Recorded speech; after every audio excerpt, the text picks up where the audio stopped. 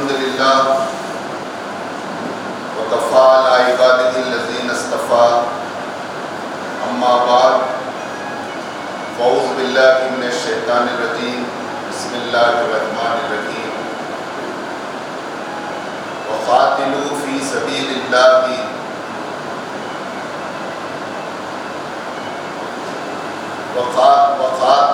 وقاتلوهم حتی لا تکون فتنہ ویکون الدین کلہ للہ صدق اللہ العظیم۔ قابل احترام جناب محمد ناظم الدین غوری صاحب، امیر مقامی جماعت اسلامی ہند شہر ظاہر آباد، جناب معاون امیر مقامی کنوینر صاحب اور نوجوانوں، بزرگوں، السلام علیکم ورحمۃ اللہ وبرکاتہ۔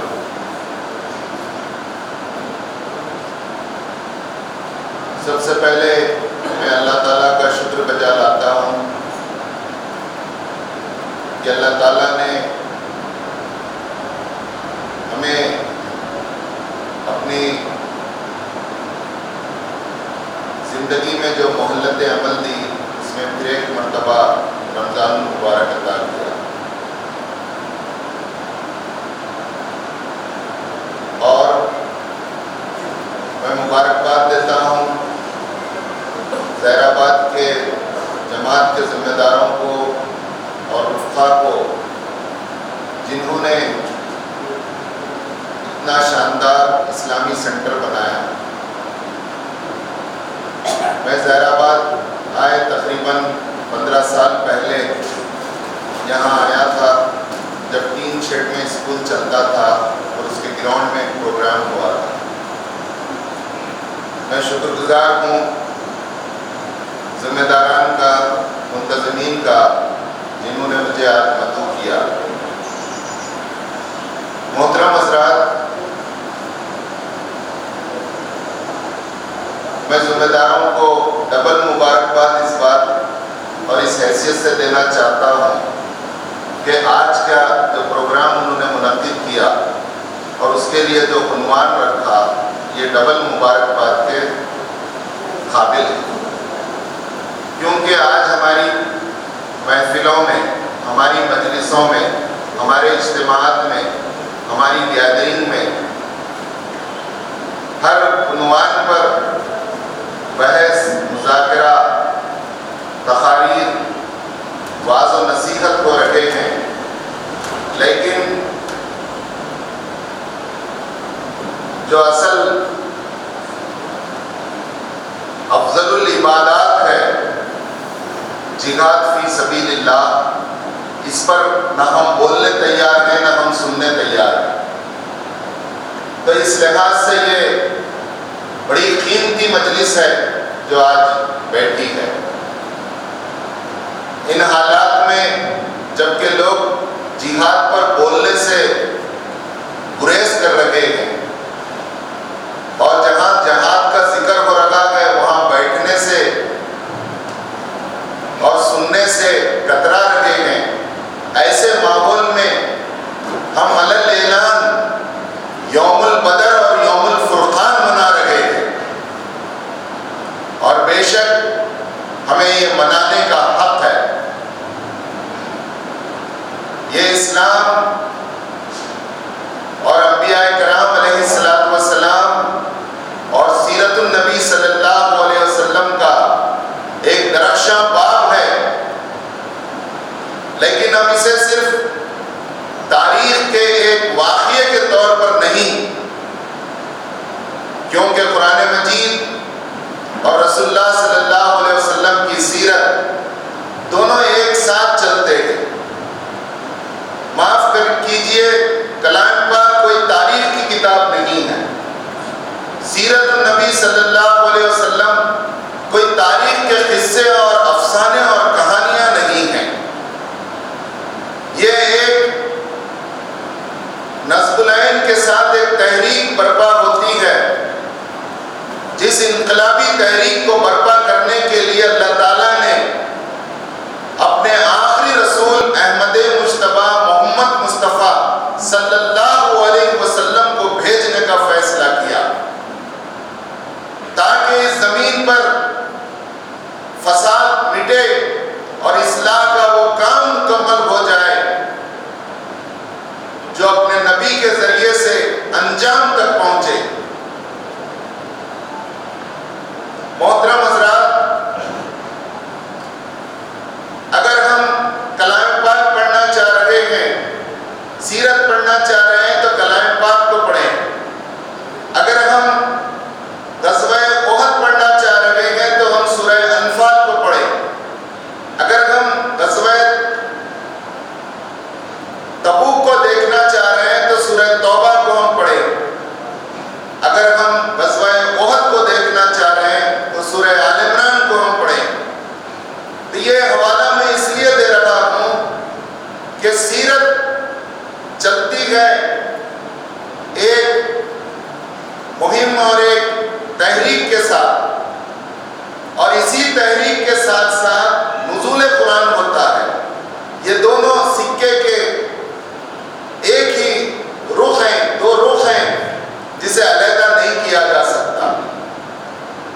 آئیے ہم اسی نقطۂ نظر سے آج رمضان کی ان مبارک ساعتوں میں ان دو واقعات سے اپنے آپ کو مہمیز کریں اور اس جہاد کے جذبے سے اپنے آپ کو سرشار کریں جو واقعہ بدر، غزوہ بدر 17 رمضان کو ہوئی، اور اسی کا انجام سلسلہ اور آخری کڑی فتح مکہ 10 رمضان کو ہوا۔ محترم حضرات، اصل جہاد کے متعلق جو مت اور غلط فہمی ہے وہ دو چیزوں کو نہ سمجھنے کا نتیجہ ہے، یا دو چیزوں کو غلط سمجھنے کا نتیجہ ہے۔ پہلی چیز یہ کہ اسلام کیا ہے اور کیا نہیں ہے۔ اسلام کسی مذہب کا نام نہیں ہے،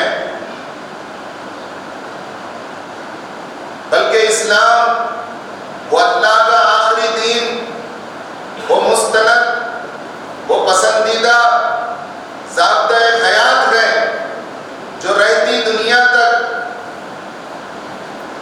اللہ کے آخری رسول صلی اللہ علیہ وسلم کے ذریعے انسانوں کی ہدایت کے لیے بھیجا گیا، جو دنیا میں کامیابی اور اخروی نجات کا ضامن ہے۔ یہ ایک نظریہ ہے، یہ ایک سوچ ہے، یہ ایک فکر ہے، یہ ایک ذہن ہے، یہ ایک فہم ہے، یہ خدا کا مکمل کوڈ آف کنڈکٹ ہے۔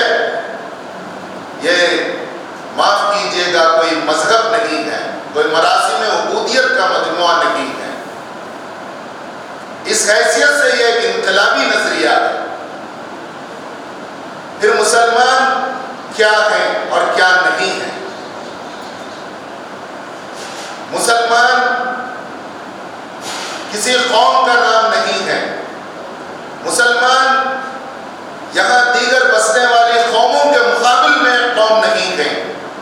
ہم ہندوؤں کے مقابل میں مسلمان نہیں ہیں، ہم کرسچن کے مقابل میں مسلمان نہیں ہیں، بلکہ ہم وہ اصولی گروہ اور وہ اصولی امت ہیں جو توحید، رسالت اور آخرت کا پیغام رکھتے ہیں۔ ہم اسلام کے علمبردار ہیں، ہم آخری امت کے، آخری نبی کے، امت محمدیہ کے وہ فرزندان ہیں جو اس زمین کے اوپر، اس آسمان کے نیچے اللہ کے دین کی آخری آواز ہیں اور اللہ کا آخری پیام اور پیغمبر ہیں۔ اور اسلام جو ایک انقلابی نظریہ ہے، اس کے حامی اور علم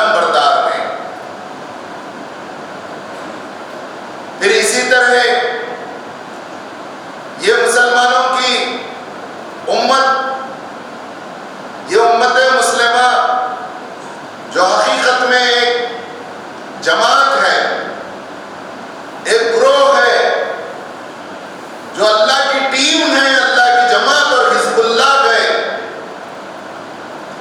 یہ حزب اللہ وہ بین الاقوامی انقلابی جماعت ہے جسے اسلام اپنے مطلوبہ انقلابی پروگرام کو عمل میں لانے کے لیے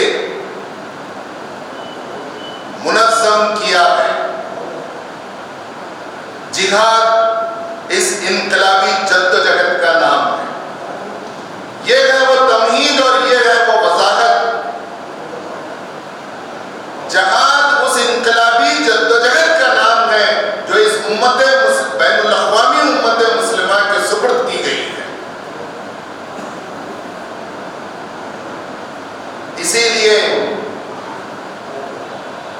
اس عظیم عبادت کو افضل العبادات کہا گیا۔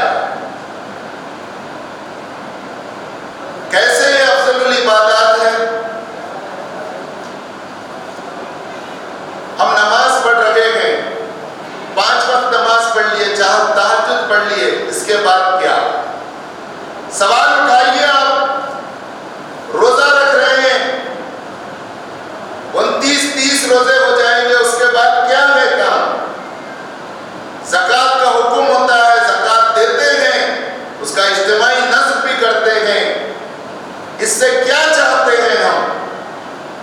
حج بیت اللہ فرض ہوتا ہے، لبیک کی صداؤں کے ساتھ دنیا کے کونے کونے سے لوگ کعبۃ اللہ میں جمع ہوتے ہیں۔ حج کے بعد کیا ہے؟ نماز کے بعد، روزے کے بعد، زکوٰۃ کے بعد اور حج کے بعد یہ ساری عبادتیں جس عبادت کے لیے تیار کر رہی ہیں وہ بڑی عبادت جہاد فی سبیل اللہ ہے۔ اور اگر یہ نہیں ہے تو پھر ان کی حقیقت کیا ہے؟ کیا صرف ثواب جمع کرنے کے لیے ہے؟ کیا عبادتوں کے لیے فرشتے نہیں تھے؟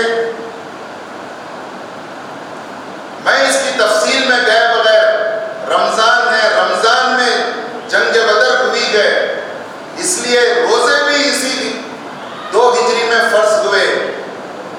صحابہ کرام روزے سے گئے،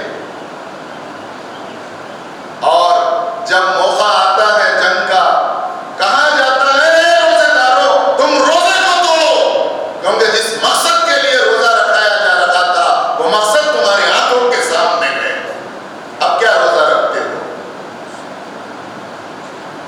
جس مقصد کے لیے تمہیں نماز پڑھائی جا رہی تھی تم نماز کو مختصر کر دو۔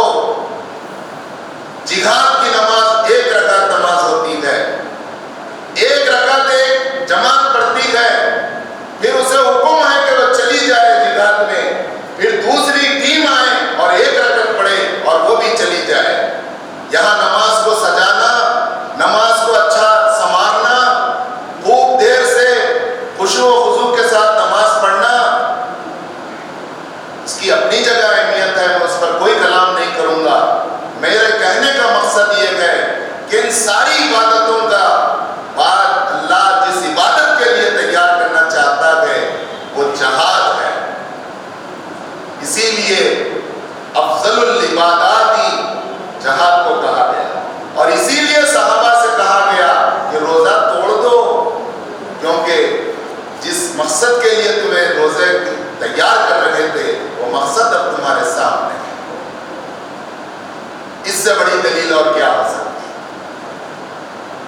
محترم حضرات، رسول اللہ صلی اللہ علیہ وسلم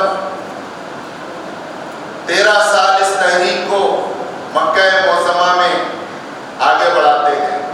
اس کے بعد آپ ہجرت کرتے ہیں، آپ کے قتل کا منصوبہ نعوذ باللہ بنایا جاتا ہے، جو اللہ تعالیٰ ناکام کر کے ان کے سامنے سے آپ کو نکال دیتے ہیں۔ اس پر بھی وہ چپ نہیں ہوتے، کہتے ہیں کہ جو رسول اللہ صلی اللہ علیہ وسلم اور ان کے ساتھی ابوبکر رضی اللہ تعالیٰ عنہ کو زندہ یا مردہ لائے تو 100 سرخ اونٹ انعام میں دیے جائیں گے۔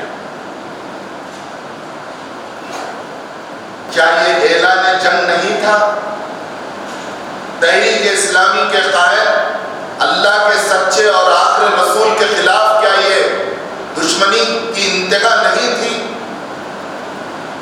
مدینہ آئے، مدینہ آنے کے بعد بھی چین سے بیٹھنے رہنے نہیں دیا گیا۔ سرداران مکہ نے مدینے کے بڑے لوگوں کو ایک لیٹر لکھا اور کہا کہ ہمارے دشمن کو آپ نے پناہ دی ہے، یا تو اسے تم خود ختم کر دو یا اسے تم نکال دو، ورنہ ہم تمہارے خلاف کارروائی کریں گے۔ یہ ایک سیاسی ٹون تھا، یہ ایک سیاسی وارننگ تھی جو ایک نظریے کے حامل مشرکین مکہ، جاہلیت کے علم بردار، اسلام کے علم برداروں کے خلاف دی تھی کہ ہم کارروائی کریں گے۔ وہ انصار جنہوں نے بیعت عقبہ اولیٰ سے گزر کر بیعت عقبہ ثانیہ کی تھی، جو عورتوں کی بیعت نہیں مردوں کی بیعت تھی،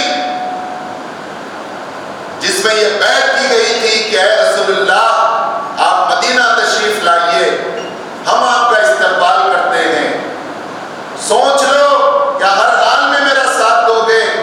اے اللہ کے رسول، ہم اپنی جانوں کے نذرانے پیش کرنے تیار ہیں، ہمارے مال اور ہماری جان آپ کے قدموں پر قربان، ہم سب سے پہلی ترجیح آپ کی حفاظت اور آپ کے لیے دیں گے۔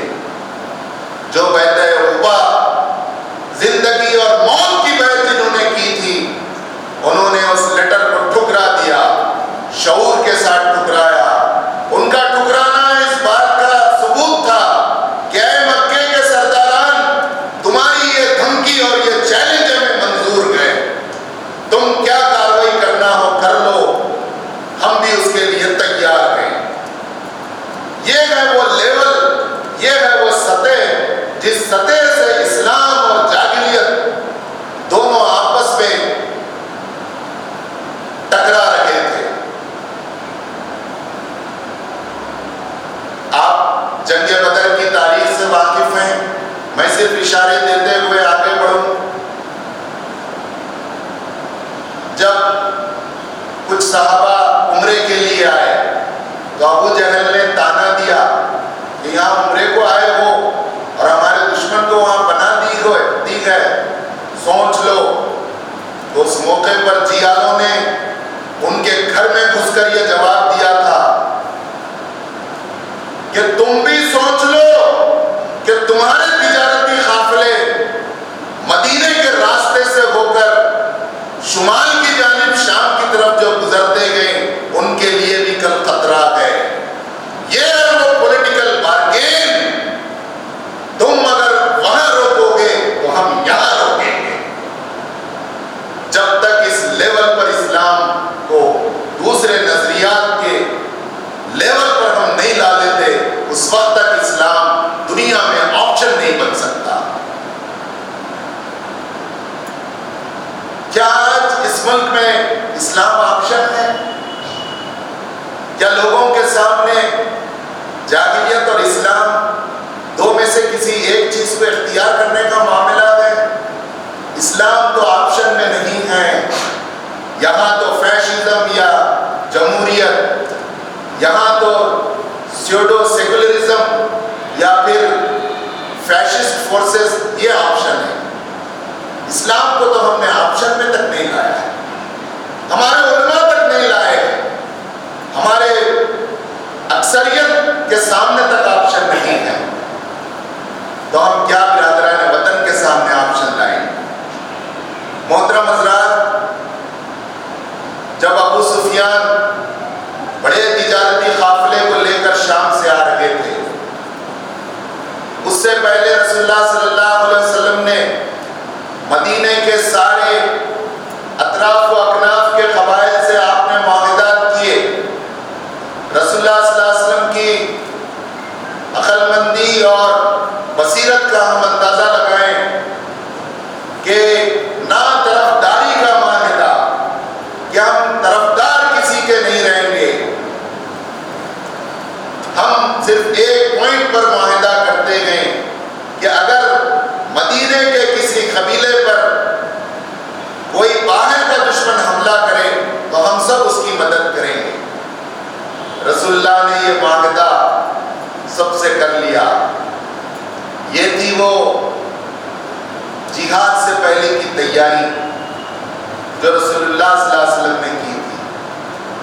کیا آج ہم سیرت کے ان ابواب کو دہرانے تیار ہیں جس میں معاہدات ہوتے گئے، جس میں بارگیننگ ہوتی گئے، جس میں صلح ہوتی گئے؟ آج ہم تو یہ سب کام کرتے ہیں دنیا کے لیے، اپنی پارٹیوں کے لیے، اپنے قومی مفادات کے لیے، اپنے سیاسی مستقبل کے لیے۔ ہم نہیں کرتے تو اسلام اور اسلام کے روشن مستقبل کے لیے۔ محترم حضرات، ان سب مرحلوں سے گزرنے کے بعد جہاد کا مرحلہ آتا ہے، تو ہم کتنا دور ہیں اس عظیم عبادت سے آپ اندازہ لگائیں۔ تو جب وہ قافلہ آ رہا تھا تو رسول اللہ صلی اللہ علیہ وسلم نے سوچا اور آپ کے ساتھیوں نے سوچا کہ ہمیں اب اٹھ کھڑے ہو جانا چاہیے اور کوئی اقدام کرنا چاہیے۔ یہاں مشورے ہو رہے ہیں، وہاں اطلاع پہنچ جاتی ہے۔ ابو سفیان کو یہ ڈر تھا کہ کہیں قافلے کو روک نہ لیا جائے اور لوٹ نہ لیا جائے، تو وہ مکے میں اطلاع بھیج دیتے ہیں کہ قافلے کو خطرہ ہے، مدد کے لیے آؤ۔ اور وہاں پر 1000 کا لشکر ابو جہل اور سرداران جمع کر کے مدینے کا رخ کرنے کی تیاری شروع کر دیتے ہیں۔ ان حالات میں رسول اللہ صلی اللہ علیہ وسلم نے میٹنگ بلائی، صحابہ کرام کی میٹنگ بلائی، جس میں انصار بھی ہیں، مہاجر بھی ہیں۔ آپ صلی اللہ علیہ وسلم نے پوری صورتحال رکھا اور کہا کہ اقدام کرنا ضروری ہے، اور چاہے ہم قافلے کی طرف چلیں اور اسے روکیں یا اس لشکر کی طرف چلیں اور اس کا مقابلہ کریں، ہر دو صورت میں اللہ کا وعدہ ابھی آپ نے سنا آیات میں کہ دو میں سے ایک پر ضرور اللہ فتح دے گا۔ اگر ہم چپ بیٹھتے ہیں، ہم خاموش بیٹھتے ہیں، تو قافلہ دوسرے رستوں سے چلے جائے گا۔ وہ آنے والا لشکر بھی جب اسے اطلاع ملے گی قافلہ چلا گیا ہے تو وہ بھی واپس چلا جائے گا۔ لیکن رسول اللہ کی بصیرت دیکھ رہی تھی کہ آج چپ بیٹھنا گویا اسلام کو بٹھا دینا ہے، اسلامی تحریک کو پیچھے دھکیل دینا ہے، اور یہ اس بات کا مان لینا ہے کہ جاہلیت اور اس کے علم بردار ہی کا دبدبہ اور غلبہ رہے گا۔ اللہ کے رسول اس کو کیسے برداشت کر سکتے تھے؟ اللہ کے رسول اسے کبھی بھی قبول نہیں کر سکتے تھے۔ جس رسول کو اللہ تعالیٰ نے اقامت دین کے لیے بھیجا تھا تاکہ تمام جن سے دین پر اس کو غالب کر دیں، وہ کیسے بیٹھ سکتے تھے؟ آپ نے کہا کہ اب ہم بیٹھ نہیں سکتے، ہمیں نکلنا ہے۔ مشورہ یہ دو کہ ہم قافلے کی طرف جائیں گے یا لشکر سے مقابلہ کریں گے۔ دانشور ہوشیار جہاں دیدہ لوگوں کی زیادہ رائے یہ تھی کہ قافلے کی طرف جائیں گے، بہت مال آتا ہے۔ رسول اللہ نے پھر صلی اللہ علیہ وسلم نے ریپیٹ کیا۔ جب ریپیٹ کیا تو حضرت مقداد رضی اللہ تعالیٰ عنہ سمجھ گئے کہ اشارہ انصار کی طرف ہے، کیونکہ ان کو پہلی مرتبہ ایسا معاملہ پیش آ رہا۔ حضرت مقداد رضی اللہ تعالیٰ عنہ کھڑے ہوتے ہیں اور کھڑے ہو کر کہتے ہیں، اے اللہ کے رسول، میں آپ کو یہ ضمانت دیتا ہوں کہ آپ اور آپ کا رب جس طرف جانا چاہے ہم ادھر چلنے کے لیے تیار ہیں۔ حضرت مقداد کے الفاظ ہیں کہ اللہ کے رسول، ہم بنی اسرائیل کی طرح آپ کے ساتھ رویہ نہیں رکھیں گے، جنہوں نے کہا تھا موسیٰ سے کہ اے موسیٰ، تم اور تمہارا خدا جا کر لڑیں، ہم اپنے گھروں میں بیٹھے رہیں۔ پھر اللہ کے رسول ریپیٹ کرتے ہیں، اشارہ تھا مہاجرین کی طرف، وہ مہاجرین میں سے حضرت معاذ اٹھتے ہیں اور اٹھ کر کہتے ہیں اللہ کے رسول صلی اللہ علیہ وسلم آپ جو حکم دیں ہم چلنے کے لیے تیار ہیں. کہتے ہیں اللہ کے رسول اگر آپ کہیں کہ سمندر میں کود جاؤ تو ہم یہ نہیں پوچھیں گے کہ کیوں, ہم سمندر میں کود جائیں گے آپ کے ساتھ. اللہ کے حدیث میں آتا ہے اللہ کے رسول کا چہرہ کھل اٹھا, مسکرائے. کس بات کے لیے مسکرایا؟ اس بات پر اطمینان کا اظہار کیا کہ میں نے جو جماعت انصار اور جماعت مہاجرین کو تیار کیا ہے انہوں نے مقصد کو پی لیا ہے. ان کے سامنے صرف نماز اور روزہ نہیں گئے, ان کے سامنے افضل العبادات جہاد گئے اور اس کا شعور رکھتے گئے اور وہ کہہ رہے ہیں کہ اپنے جانوں کی نذرانے کو خوشی پیش کریں. یہ ہے وہ تربیت کا معیار. جب تک مامورین کے اندر اس لیول کی تربیت نہیں آتی, اس لیول کا شعور نہیں آتا, قائد اس پوزیشن میں کیسے ہو سکتا ہے کہ انہیں اس افضل العبادت کا رولنگ دیتے. رسول اللہ صلی اللہ علیہ وسلم 313 بعض میں آتا ہے 16, بعض میں آتا ہے 17, بعض میں آتا ہے 312, لیکن مشہور 313 ہے. 313 ساتھیوں کو لے کر آپ اللہ پر بھروسہ کر کے آپ لشکر کی طرف جاتے ہیں, لشکر کے مقابلے کا قصد کرتے ہیں. اور لشکر کے پہنچنے سے پہلے جنوب کی طرف جو مکہ تھا وہاں پر سیف سائٹ بدر تھا, وہ بدر پہاڑیوں کے علاقے میں آپ پڑاؤ ڈال کر سب سے پہلے قبضہ کر لیتے ہیں. اور وہاں جو کنویں تھے ان کنووں پر بھی قبضہ کر لیتے ہیں. کنووں کے بازو حوض کھدوا دیتے ہیں تاکہ دشمن کو پانی نہ ملے.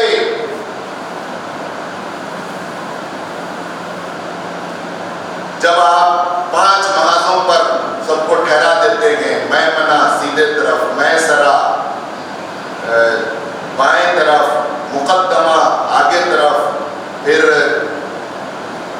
5 محاذوں پر جب مورچے ٹھہرا دیتے ہیں, مہاجرین میں سے انصار میں سے ہر ایک کو ایک کا ناظم بنا دیتے ہیں. اس کے بعد ایک پہاڑ کی ٹیک پر آپ کی ایک جھوپڑا بنایا جاتا ہے جہاں آپ رہتے ہیں. وہ تھا کنٹرول روم جہاں سے آپ بحیثیت سپہ سالار کنٹرول کرنے والے, کہاں مزید مدد کی ضرورت ہوگی, کہاں پیچھے ہٹنے کا آرڈر دیا جائے, کہاں آگے بڑھنے کا آرڈر دیا جائے. وہی وہ جھونپڑی ہے جہاں سے اللہ کے رسول صلی اللہ علیہ وسلم نے جنگ کے لیے حکم دیا اور یہ کہہ کر دیا اذ رمیت وما رمیت اذ رمیت ولکن اللہ رمی. شامت الوجوہ, اے اللہ ان کے منہوں کو غارت کر دے, ان کو ہرا دے, ان کو بے عزت کر کے یہاں سے ہٹا دے. شامت الوجوہ بول کر آپ نے کہا. تو اللہ تعالیٰ کو اتنا پسند آیا, اتنا پسند آیا, سورہ انفال میں کہا وما رمیتا, اے اللہ کے رسول آپ نہیں پھینک رہے تھے, ولکن اللہ رما, بلکہ وہ اللہ پھینک رہا. اور آپ نے جو دعا کی وہ دعا بڑی تاریخی ہے.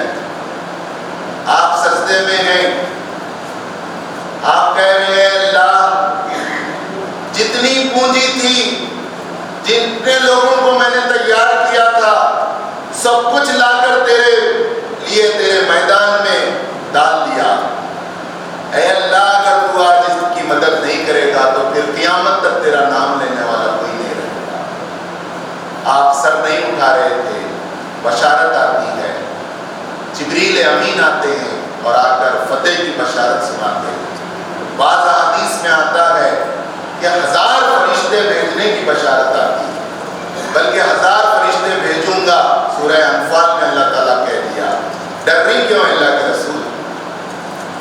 1000 انہوں آنے تو 1000 میری فوج آتی, تمہارے 313 پلس زیادہ کس کے ہو گئے؟ انہوں 1000 ہوئے یا 1313 ہو گئے. پھر یہ بھی احادیث میں آتا ہے بڑے بڑے جو سرداران تھے, اتبا, شیبا,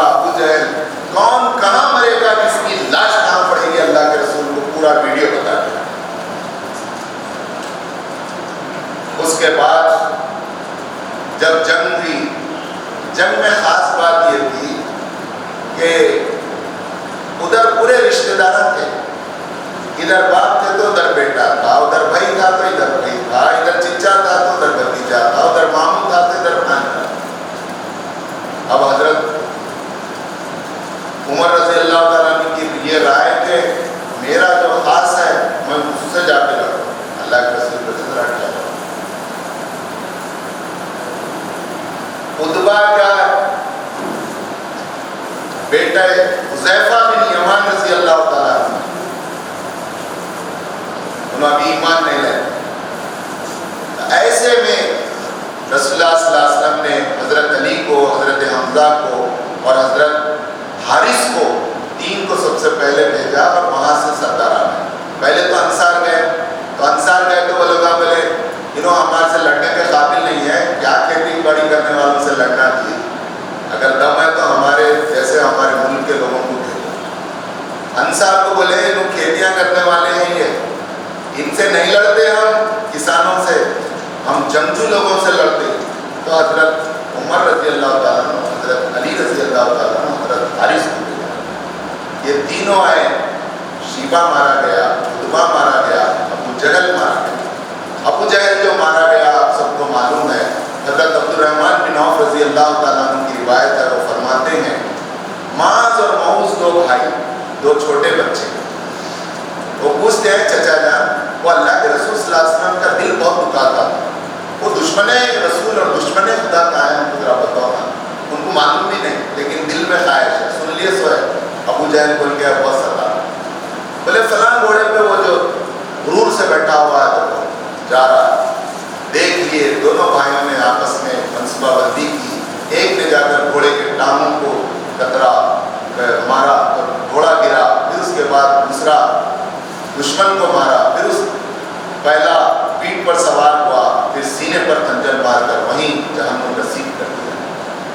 گویا یہ واقعہ اس بات کی علامت ہے کہ حیدرآباد کا سب سے بڑا گنڈا بمبئی کا بڑے گنڈے کو ایک گلی کا بچہ چورستے کو پر تماچا مارا، تو کیسا بے عزتی ہوتی ہے۔ ویسا سرداران مکہ جس نے پورے لشکر کو لایا تھا، تو چھوٹے چھوٹے بچے ختم کرنا۔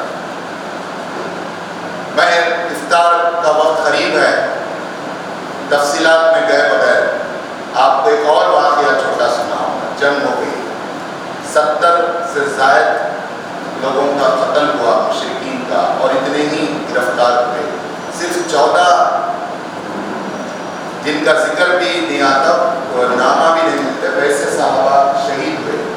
تو جنگ کے بعد حضرت عبد الرحمن جو بن ابو بکر ایمان لا لیتے، تو ایسے ہی بیٹا بابا بیٹھے ہوئے رہتے ہیں رسول اللہ کے ساتھ، تو بیٹا بولتا ہے ابا جان جنگ بدر میں چلے گئے تھے تم، میری تلوار کے نیچے تمہاری گردن آ گئی تھی، لیکن ابا ہی بول کے میں ہٹا لیا۔ چہرہ سرخ ہو جاتا ہے، ایمان دیکھیے، کہتے ہیں اے عبد الرحمن بیٹا، کاش کہ تیری گردن ابو بکر کے تلوار کی زد میں آتی تو نہیں بچتا۔ بیٹا تو اپنے کفر میں کمزور تھا، میں اپنے ایمان میں مضبوط۔ یہ ہے وہ رشتہ جو باپ بیٹے سے بڑھ کر رشتہ ہے۔ اسی لیے کلام پاک سورہ فتح میں کہتا ہے محمد الرسول اللہ۔ یہ تحریک کامیاب کیوں ہوئی؟ محمد صلی اللہ علیہ وسلم جیسے لیڈر ہیں اس کے، والذین معہ اشداء علی الکفار، اور جو ان کے ساتھی ہیں وہ بکنے والے نہیں، کفر کے لیے لوہے کے چنے ہیں، رحماء بینہم، اور آپس میں بڑے شفیق و رحیم ہیں۔ محترم حضرات، جہاد اور جد و جہد یہ ایک فریضہ ہے، لیکن کب ہے؟ جب یہ قومی کشمکش ہٹ کے حق و باطل کی کشمکش میں بدل جائے، یہ چھوٹی چھوٹی جماعتوں کے بجائے ایک الجماعت بن جائے، یہ امیر الہند اور شیخ الہند اور امیر شریعت کے بجائے سب کا ایک امیر ہو کر ان کی شورا بن جائے، اور جب ایک پر نہیں، ماب لنچنگ نہیں، کہیں کسی کے گھر گرائے نہیں، بلکہ اس اسلامی جماعت اور اس اسلامی نظام کو اگر خطرہ ہو تو تب جہاد فرض ہے۔ اس کے شرائط ہم اپنے تسکین کے لیے جہاد نہیں کر سکتے، جذبات کی تسکین کے لیے کوئی اپنے قومی مفاد کے لیے جہاد کا نعرہ نہیں لگا سکتا، کوئی اپنے سیاسی مفاد کے لیے نہیں لگا سکتا۔ جہاد صرف اور صرف وہ مقدس جدوجہد اور جنگ ہے جو اسلام کی سربلندی کے لیے کی جاتی ہے۔ اللہ سے دعا ہے کہ اللہ تعالیٰ ہمیں جذبہ جہاد سے سرشار فرما، کیونکہ جس کے دل میں شہادت کا شوق نہیں، رسول اللہ کہتے ہیں وہ یہودی یا نصرانی ہو کر مرے۔ وآخر دعوانا